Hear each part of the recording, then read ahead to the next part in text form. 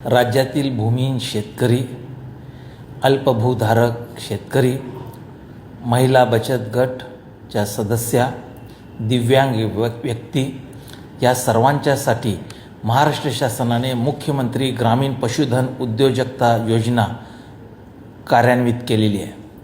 या योजनेच्या माध्यमातून गाई, म्हशी, शेळी, मेंढी आणि कुक्कुटपालनासाठी 50% ते 75% पर्यंत भरीव अनुदान देण्याचा महत्त्वाकांक्षी निर्णय शासनाने घेतलेला आहे। यामुळे ग्रामीण अर्थव्यवस्थेला तर चालना मिळणारच आहे, त्याचबरोबर ग्रामीण भागातील बेरोजगार तरुणांना देखील एक मोठी अपूर्व संधी उपलब्ध झालेली आहे, जेणेकरून आपले शेतकऱ्यांना देखील आपलं शेतीच्या माध्यमातून व या जोडधंद्यातून आपलं उत्पन्न दुप्पट करण्याची एक अपूर्व संधी प्राप्त झालेली आहे।